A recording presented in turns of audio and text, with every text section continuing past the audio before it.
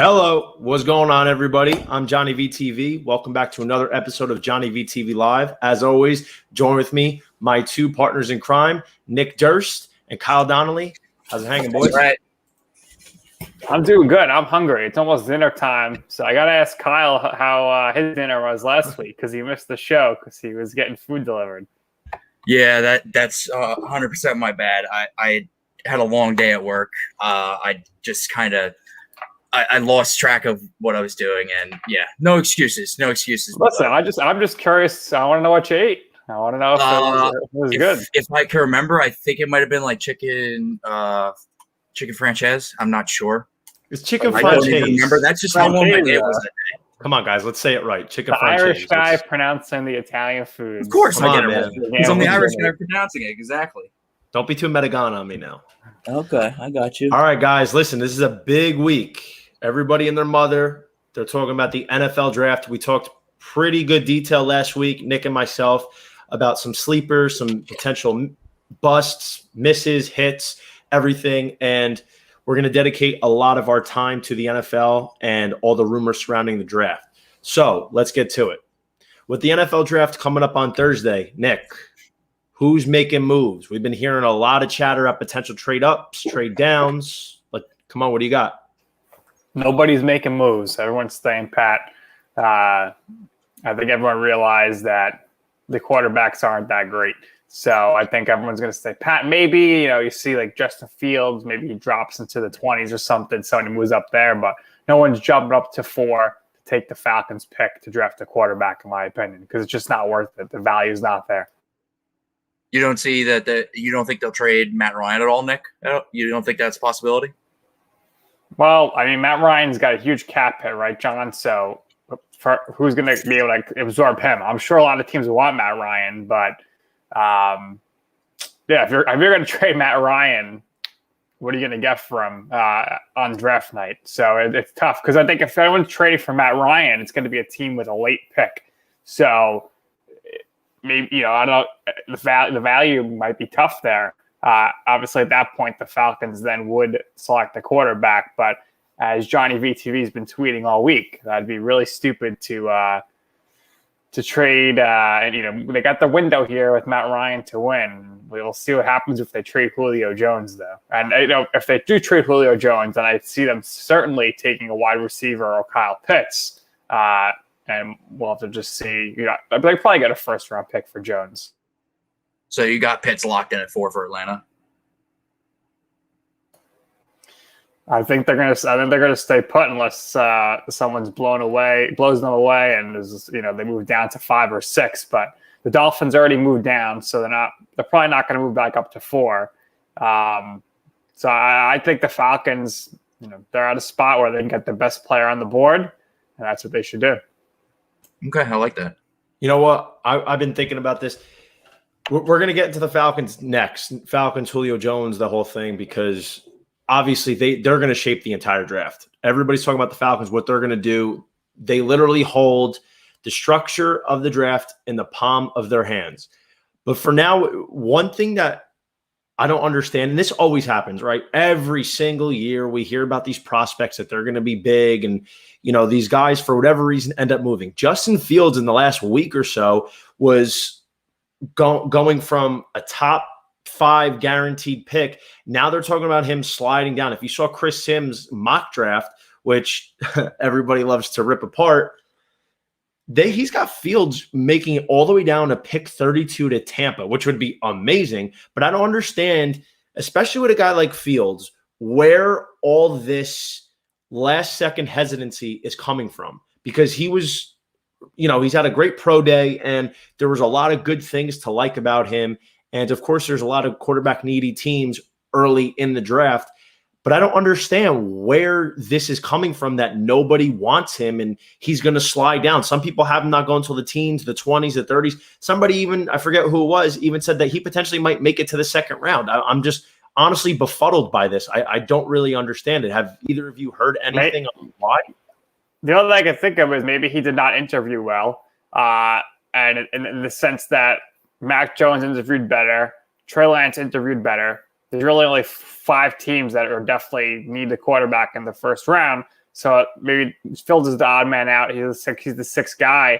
And maybe people, the offensive coordinators probably really got in there and spoke with him. Maybe they just felt, hey, I think Trey Lance is going to grasp our offense a little better.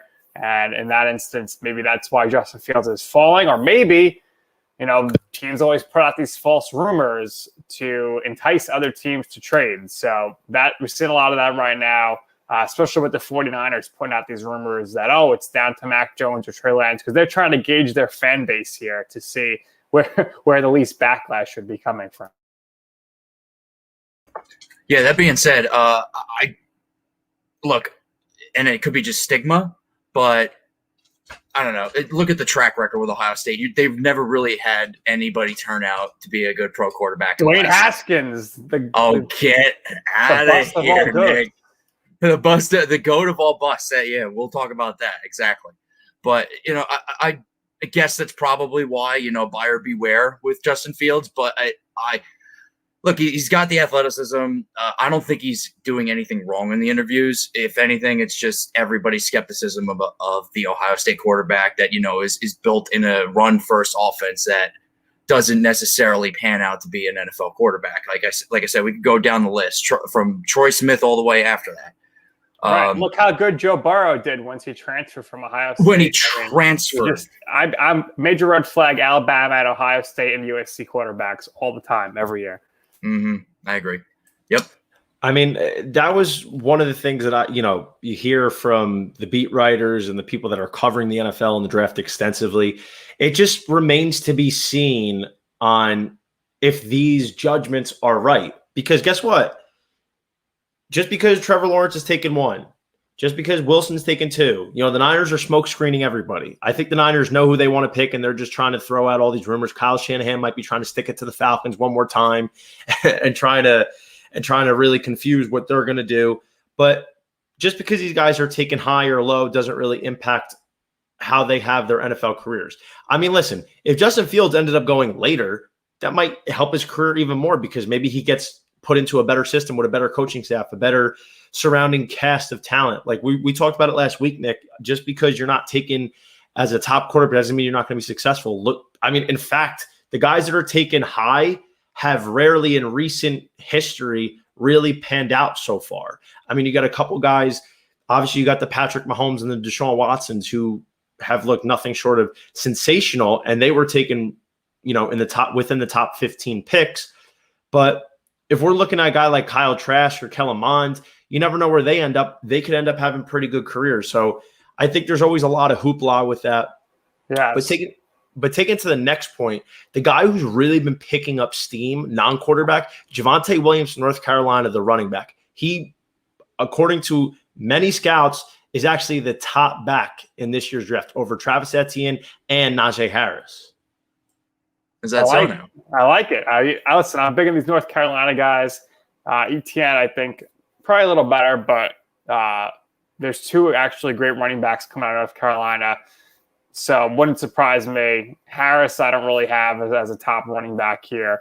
But the reason why you're seeing this pick up steam is because of the fact that, the way the running back position is viewed now is that no one wants to draft a running back in the first round. So people are probably thinking, Williams is going to be there in the second round. So in that case, a lot of teams are probably watching a lot more film on a guy like him, and now they're falling in love with him. Yeah, I mean, me personally, if I'm taking a running back in this year's draft, I personally want one of the two top guys. I just haven't heard a lot about, like, this is honestly the first time I'm hearing about this kid out of North Carolina. I felt Chuba Hubbard might be, somebody that, could be that sleeper running back, if anything, but he was also run into the ground this past year by Oklahoma State. What's his name? Did him no favors over there, that head coach. I can't think of his name. Oh, I'm a man, I'm 40. Yeah, that guy. That being said, if I really want to go and get a skill position player for me this year. Yeah, thank you. Mike Gundy. For me, it's Rashad Bateman out of Minnesota. I really like him this year. I really like him. Quite honestly, I want Tennessee to pick him just simply because I think that if you're going to get rid of Corey Davis and you're going to find a replacement, and again, this is me being a fan though. this is not where he might actually go. I think Tennessee will probably be stupid, shoot themselves in the foot, and he'll go to, Green Bay. Green Bay would use a guy like him perfectly. Fantasy guys, make sure you keep out for Rashad Bateman. That dude is versatile. No Definitely chance the Packers pick a wide receiver or a running back or a tight end. No chance. If they don't, they all need to be fired. They'll probably pick they'll probably pick another quarterback just because they have no interest in helping out. Yeah, if Justin Fields falls to pick 29 and 30. Hey, all I'm gonna say is if that does happen, literally you could start doing like the thing that he did on Jeopardy, where the Green Bay Packers, where he's sitting there like this with his hands up. You could send that on social media, and everybody will have a field day with it. So, in terms of some moves, we think that nobody's making moves. I personally don't think that's true. I could see Washington maybe trying to trade up into the top 10 to sneak in one of these quarterbacks, because as much as I love Ryan Fitzpatrick, and I think Washington I absolutely believe they are a playoff team again. I mean, they're just going to continue to get better. I love the addition of Curtis Samuel, teammates at Ohio State with scary Terry McLaurin. They got Gibby, Antonio Gibson, J.D. McKissick, who's been one of the most productive pass-catching backs at the running back position in the last year or two. I think they're going to need a quarterback for the future, and I can see them trying to make a move and trade up. Like, it wouldn't surprise me to see them go get a Justin Fields. Are they going to swing and miss on 2 Ohio State quarterbacks in consecutive years or 2 or 3 years? Remains to be seen, but the big piece they're missing right now is a quarterback for the future. The good thing about a team like Washington is, despite the fact that they're so good, all of their talent is young. They have a lot of these guys on rookie deals, so they haven't paid anybody yet. I mean, of course, they're going to have to pay people, but if you draft a quarterback in this position, like let's say you get a Justin Fields if they traded up to, let's say, 10 overall, then now we're looking at something like having a rookie quarterback just have to be a game manager, not do anything too much. You have a pretty good running game. You're building weapons around him. The offensive line should remain to be pretty solid. And let's call it what it is, a top 5 defense in a division that looks like it might be getting better with the Giants and the Cowboys. Remains to be seen. Philadelphia is a little far behind, but listen, man, you win your division, you get in the playoffs, anything can happen. Absolutely anything. Like, look at what Washington against Tampa Bay in the division rounds, or the wild card round. I'm sorry.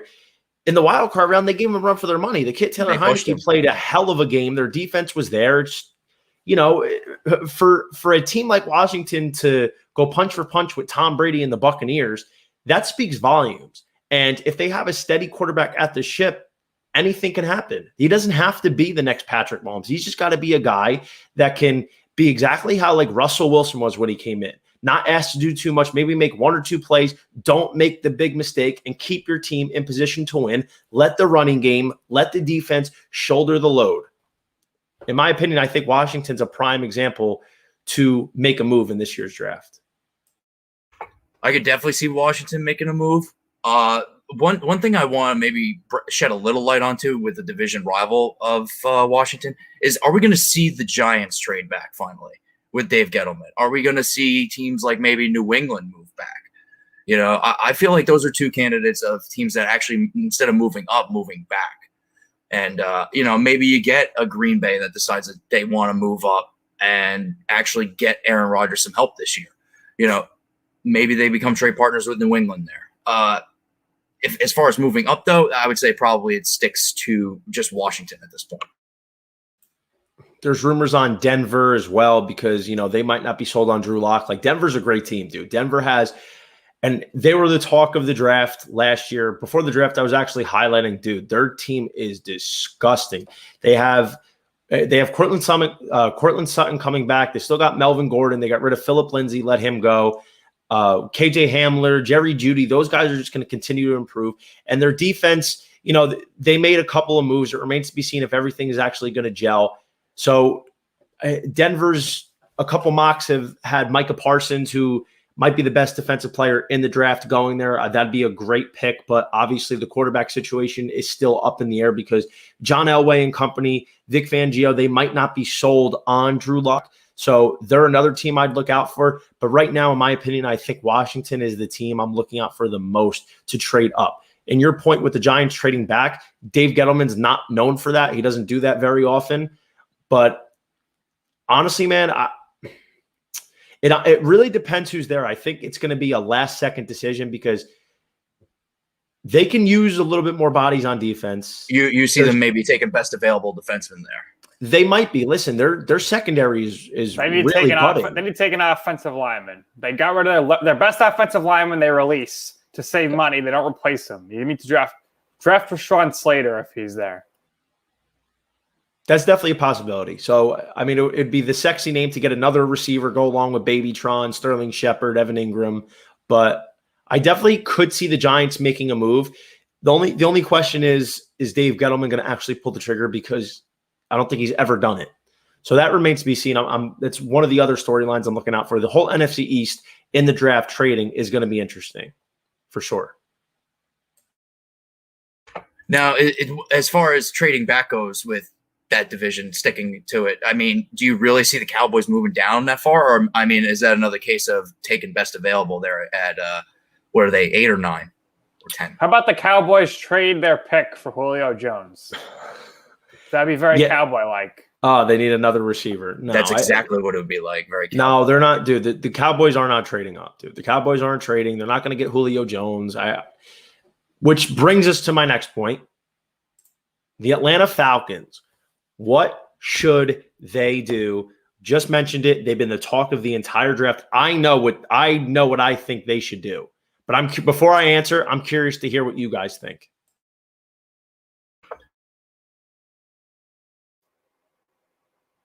I think they should take Sewell, best player in the draft. He's going to be falling into your lap. I know it's not the sexy pick, but this guy's going to be an all-pro offensive lineman. Their biggest need is defense, but there's not someone in this draft that you're saying, oh my gosh, it's clear cut. They're the best defensive person. You got Parsons, you mentioned Rousseau with Miami, but there's not someone that you're like, this is going to be an extreme defensive difference maker, where that's the Falcons' biggest need. There's no lockdown corner in this draft. So if they're not going to go defense, I would say they pick Sewell, but I think they're probably going to go with the sexy pick, get a wide receiver or a tight end.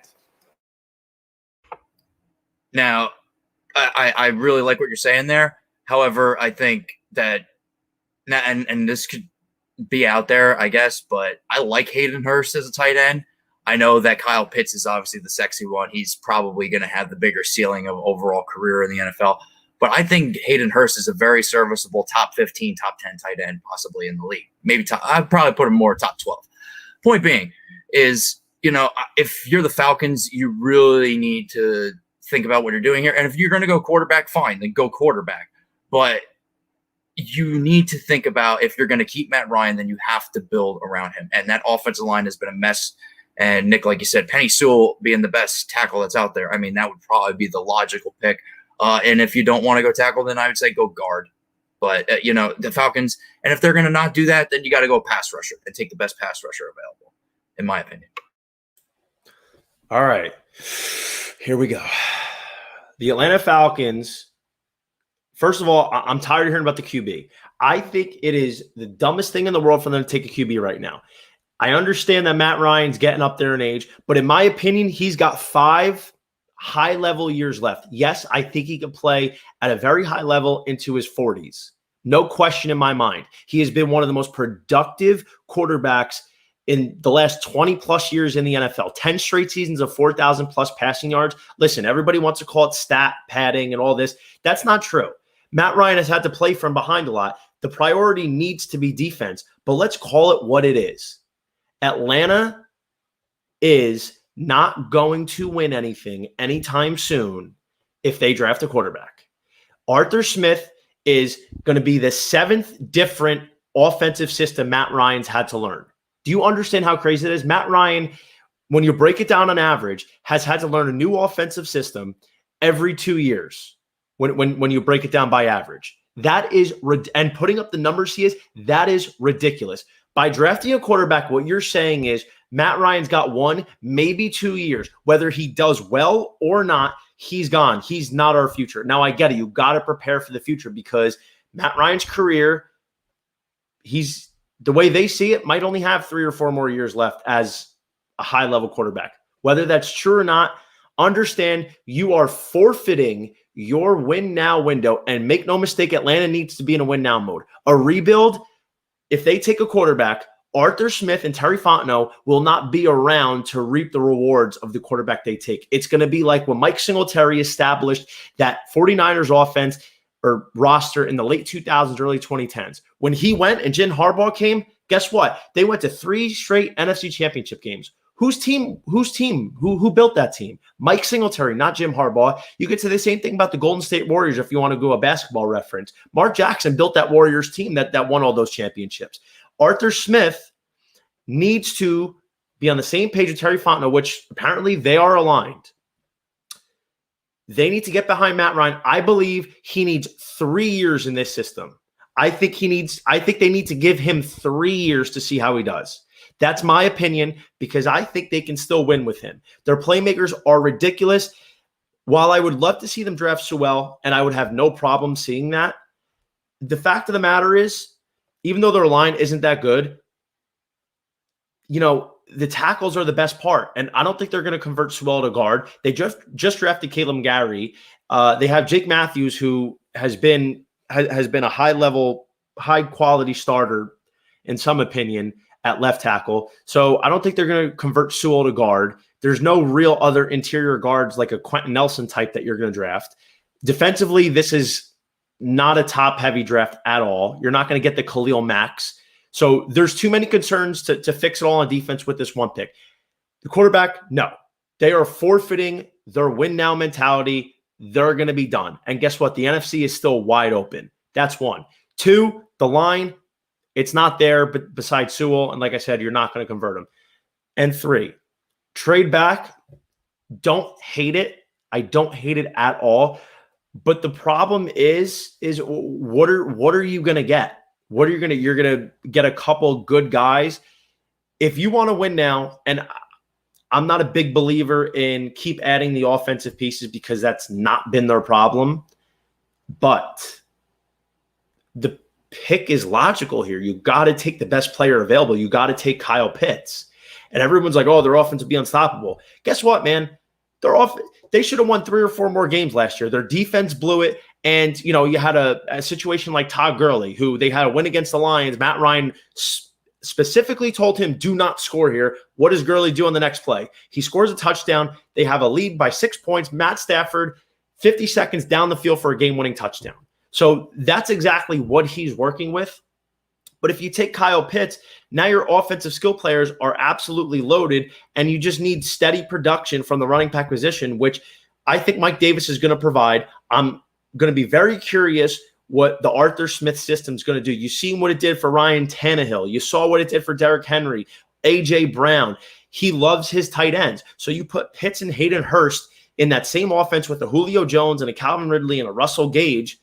Dude, this is going to be very difficult to stop. And guess what? What people might not understand, when you have a good offensive scheme like Arthur Smith should bring, that can cover up some of your flaws on the offensive line. Your offensive line doesn't have to be elite. Arthur Smith will be able to maximize an average, at best, being generous offensive line. No question about it. Do not forfeit the opportunity to win now. Guess what? You might not win now, but if you rebuild, I bet Arthur Smith and Terry Fontenot will not be around to see a second contract. Yeah, that being said, I mean, do you see that they draft the offensive line for the rest of the draft then if they do go with Pitts at number 4 and they're locked in at that?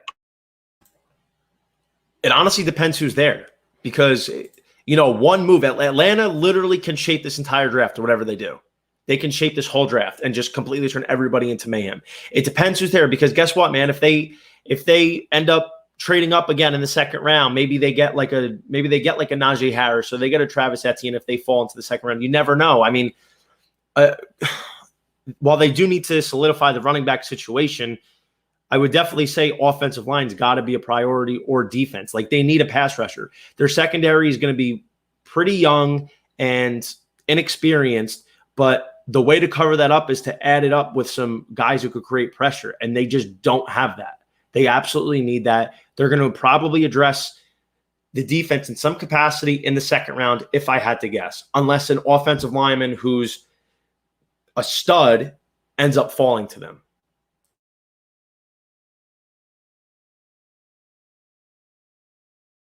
What do you think, Nick? I think it's very clear you're a big Falcons fan. So we'll see what happens. The draft is this Thursday, and we'll be here next week to recap it all. It's going to be fun. You know, the draft really starts at 4 with the Falcons. So, being a Falcons fan, John, is your head going to explode if they don't take Kyle Pitts? All I know is I've learned the hard way I have to expect the least from Atlanta. And when they deliver the least as I've expected, I just laugh and just say how ridiculous this is, because I know what they should do based on, in my opinion. Like, you know, nobody watches more Falcons games than me. I catch every single Falcons game every Sunday. So I feel like I have an understanding of what's going on to some degree from like a fan. Again, listen. How did you become a Falcons fan? Big Michael Vick guy playing Madden back in the day? Big Michael Vick guy, dude. Big Michael Vick guy. So I just, you know, the core is there. The offensive core, at least. I mean, listen, I've seen Matt Ryan throw 350 yards, 4 touchdowns, no turnovers, and lose a game scoring 35 points or 30 points. Like, that's common. It's ridiculous. But also, while you need to improve the roster, coaching goes a long way. There are teams who overperform and overachieve because the system that they're put in is fantastic. And, you know, it remains to be seen if that's going to be the case. Listen, the Carolina Panthers are a solid team. They definitely surprised a lot of people, but they're not blowing anybody away. Like, I'm not blown away by the Panthers. Like, they're going to improve, and they're going to be solid. New Orleans might have some growing pains. We don't know what they're going to officially do at quarterback yet. Obviously, Tampa's the defending champs, but now we have an additional game. You know, there's a lot of moving pieces. There's no one team. There's 3 teams that I'd really consider as the top dogs. It's the Bucs, the Rams, and the Packers. But, dude, injuries happen. Things could change. If Atlanta keeps himself in games with the additional game this season, you know what? Maybe they're a 9-win team. Maybe 9 wins is good enough to get the 7th seed. And once you make the playoffs, it doesn't matter. It's all about matchups. And I truly think that if they want to win now, well, that should be the only alternative. That should be the only option, is to win now. The only option. While we're following that up, let's get into our next segment here. Julio Jones. There has been a lot of chatter. Peter King started this rumor that the Falcons are exploring possibly trading Julio Jones. They're thinking that maybe they're going to clear some cap space. There's major cap implications if they trade him before June 1st. If they wait till after June 1st, then it becomes a little bit easier. But piggybacking off my 5-minute rant, trading Julio, obviously you're done with the win now. I think it's stupid. I think Julio's still the best receiver in football. The guy is nothing short of one of the best receivers to ever play the game. He's got the most yards per game as a receiver in NFL history at just over 95. I mean, it is ridiculous. So if you trade Julio, it just echoes that you're in a rebuild mode. You play to win the game, as Herm Edwards said. So I never understood why teams look to rebuild. You got to try to win, because otherwise you're going to get fired. And that's what happens to all these coaches and GMs every 4 years. Yeah, exactly. If you trade Julio, especially with, like you just said, with if drafting Kyle Pitts to try to give Arthur Smith the best chance to win, to cover up some of those flaws on the offensive line, to maybe help not only offensively, but, you know, hold the ball longer so you don't have to put the defense on the field. that being said, yes, you play to win the game, plain and simple. No question. So getting out of NFL real quick, let's get into a nice little MLB debate. Jacob deGrom, is he an MVP? Is he a Hall of Famer? What about Shohei Ohtani? Do you think he might be able to steal the AL MVP? Nick, I know you've been dying to talk about your boy. Yeah, so first I'll talk about my boy Ohtani. This guy, if he wins like 5 games on the mound, has like a 3.5 ERA, and leads the league in home runs, of course he's the MVP. If he hits like 30 home runs and he makes like 25 starts, unless he's like has like a 15 ERA, he's the MVP. Because just look what he's doing on both sides of the ball here. Where it gets tricky is the fact that the Angels stink, and they're probably going to be 500 at best. So I could see why voters would say, all right. But Trout's won the MVP a ton of times. He's definitely better than Ohtani, but if Ohtani's pitching 25 starts and he's hitting home runs, then he's got to be the MVP. And the NL side of things, if DeGrom pitches like he just pitched on last Friday, and this guy's an ERA around 1, and if he has 300 strikeouts, how do you not give him the MVP? Especially if the Mets, who is Johnny's World Series pick, go to the playoffs. You got to give DeGrom the MVP. The guy's batting like 450. He's leading the Mets in average. He's got more RBIs this season than runs he's allowed. So he's looking to win the last ever NL Silver Slugger. As this would be his third Cy Young in 4 seasons, which would just, I think at that point you got to lock up the Hall of Fame for DeGrom. I know it's a short span, but how many pitchers have won 3 Cy Youngs and did not go to the Hall of Fame? So he's looking for that MVP award as well. It's going to be really interesting to see, and we're all very lucky to watch the greatness that is Jacob deGrom right now. He's averaging 99 miles per hour on his fastball, which is 6 miles per hour higher than when he came into the league. His mechanics are amazing, and he's swinging a great bat as well right now. Yeah, we are watching take your picks, our Sandy Koufax, our Bob Gibson of our time. What Jacob deGrom is doing is nothing short of special. It would be better, though, if the Mets would actually give this guy some run support. I mean, my God, the amount of wins that this guy would have if he had an extra just 1 run support, Nick, let alone 2 or 3. I think he has like 30 no decisions in his career, which is crazy. Like, I mean, this guy would already be halfway on his way to 300 wins, I feel like, if his team could get him some run support. Unfortunately, we're never going to see even a 200-game winner again. No, we'll never. We'll never see that again. And that's really unfortunate because, I would love to see Jacob deGrom get to 300. You know what I mean? Like, if you were ever hoping for a 300-win guy, you feel like you might have gotten it out of him because he would have given you solid 8-9 years of consistently winning 18 games. At least in my opinion, even 20. You know what I mean? I feel like 20 is no problem for him if the Mets could get him some run support. That's just me. And with that being said, he's no doubt Hall of Famer in my mind. 100%, man. Jacob deGrom is going to be a Hall of Famer, no question. I mean, he's just continued to get better, which is mind-boggling considered how good he's been. It's not even funny. We could go over the stats, but come on, we know what we're dealing with when it comes to Jacob deGrom. MVP. I talked to my dad the other day. Actually, it is so hard to win an MVP as a pitcher. I think the last time was Justin Verlander in 2011 or 2010. It's so difficult because not only do you have to blow everybody away with your numbers, which he's probably going to do, but everybody else in the NL, a loaded NL with all these guys like Acuna, Tatis, Machado, Mookie Betts, they all have to have bad seasons. So it's just so hard to win MVP as a pitcher. I don't think it's going to happen. It's almost like a defensive player winning MVP in the NFL. Like, you could have a great season, but if there's any position player that has a pretty strong campaign, it's more than likely that guy's going to win it. Like, a guy who I would honestly throw some money on if you're looking for like a long shot bet. I have to double check the odds, but Nick Castellanos from the Reds. I mean, the kid is absolutely disgusting. He has more base hits than anybody since he came into the league 4 years ago. So it's hard for deGrom to win MVP. As for Ohtani, I don't think he has a shot to win MVP as a two-way player unless he has like 12 wins, 30 home runs. He's got to jump off the page. I think the Angels do a big disservice by having him play two ways. I like that they have him pitching and hitting on the same day. It's fun to watch.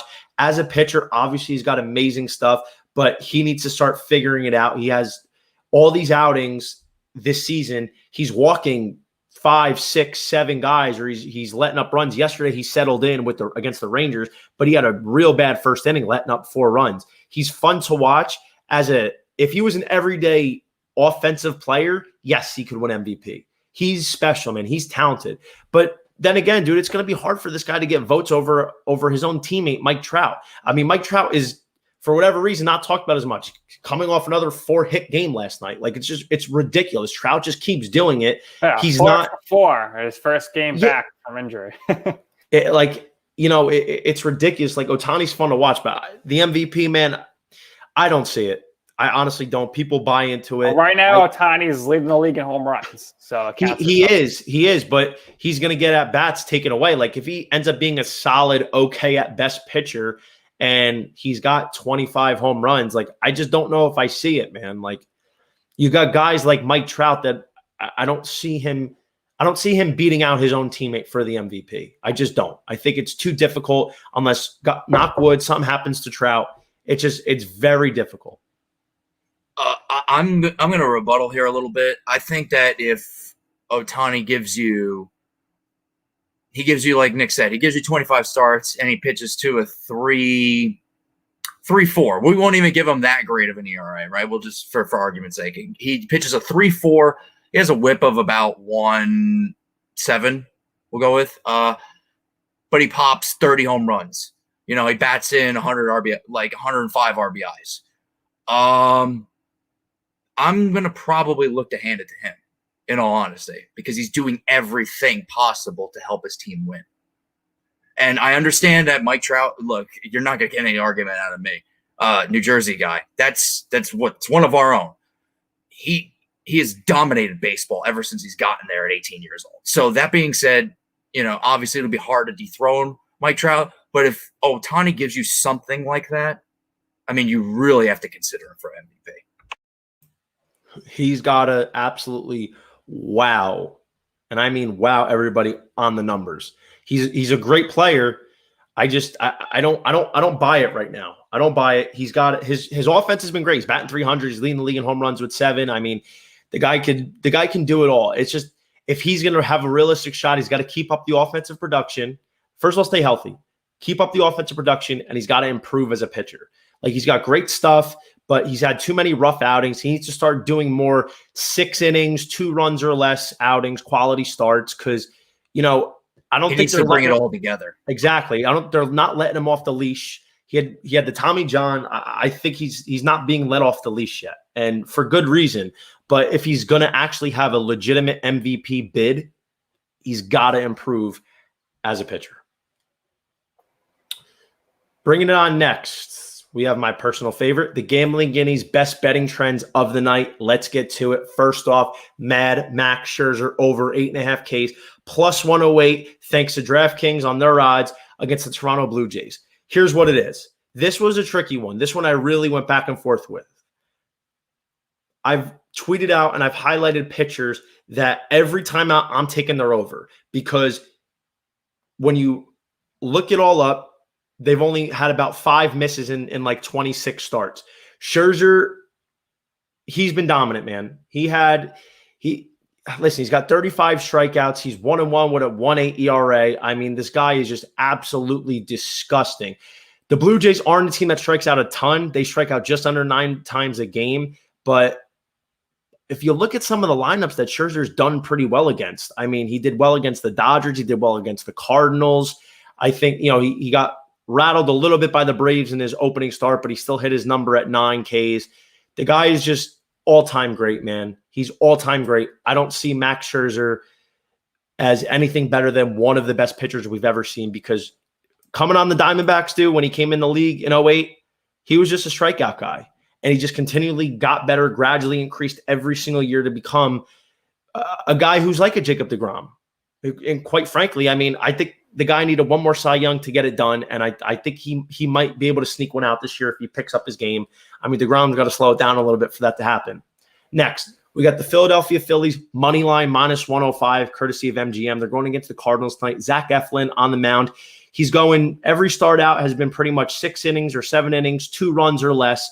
And he's going against Carlos Martinez of the Cardinals, who, for the most part, excluding last start against the Nationals, has kind of struggled. The Cardinals lineup is very dangerous. They have yet to put it together. And I think the Phillies could edge this one out. This is pretty much truly a toss-up game, but I'm going to give the edge to the better pitcher in this matchup, Zach Eflin and the Phillies. I think they'll sneak out a win. I could see this being a close game coming down to the wire, just like last night where the Phillies edged them out 2-1. Last but not least, we have Ronald Acuna Jr. over 1.5 total bases, -120, also courtesy of MGM. Acuna has struggled since he came back into the lineup. He took about a week off. He hasn't had a hit since April 17th.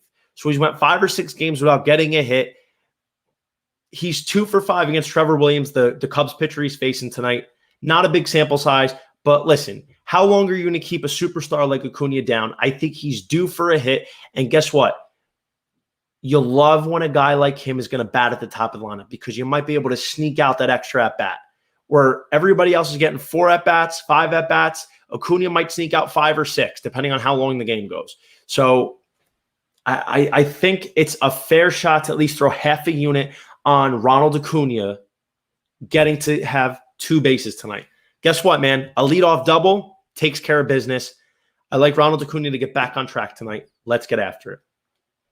Circling back. Emerging star of the night brought to you by our friends at Emerge Marketing Strategy. Max Scherzer on the bump tonight. Shout out to our boy, Jay Hen, Justin Henry.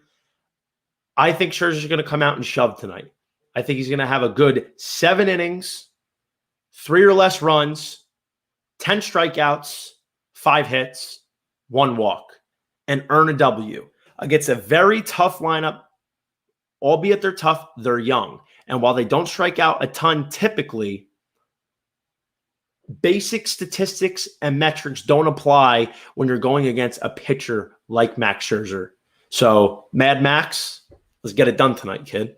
Greatest free agent signing of all time, national signing Scherzer. A couple of Cy Youngs in a World Series. There's no debate there. Yeah, that was a great signing for them, no doubt about it. I'll give you one even better, John. I like Scherzer to give up only 2. He might only give up a run, especially with the way Atlanta's been. They haven't been striking out, but they've been struggling. They haven't really, And like you said, Max Scherzer, man, he's been one of the best in the game, period. And guy's just continually gotten better ever since he's gotten in the league. And the wear's still look good on his elbow and whatnot, which is what everybody fears. And guy just keeps, pumping out dominance. So I like Scherzer, the same numbers strikeout wise and everything. I just like him to only give up. I'll even go further. 1 run tonight with 8 innings. The one thing I have, so I actually took Scherzer's over on the strikeouts last week against the Cardinals, and he did hit. He needed every single one of those 109 pitches to get it done, and it had to sweat it out. He fell behind. The one thing with a guy like him, which also is a reason why I like going with his strikeouts, is because most likely he's going to get the extra leash. Sometimes that's the difference. He's going to be able to go out for that extra inning. He's going to be able to stay in the game a little bit longer. If his pitch counts at 102 and he's in inning, they're probably going to let him go. The biggest thing is he's got to stay out of the early high pitch counts like he did against the Cardinals. And one thing I can't stand, and Corbin Burns killed me last night on this. When you got a guy 0-2, 1-2, you got to put him away with a strikeout. None of these lazy fly balls, weak ground ball outs. You got to put these guys away. I think Scherzer's going to come out and shove tonight, and I think he gets it done for us. So with that being said, Nick, you've been dying to talk about this all day, bro. Final thoughts. What do you got? 2 final thoughts. Number 1, I don't want to get Johnny in too much trouble here, but I don't know what NBC is doing. They give up the NHL. ESPN and Turner are getting it.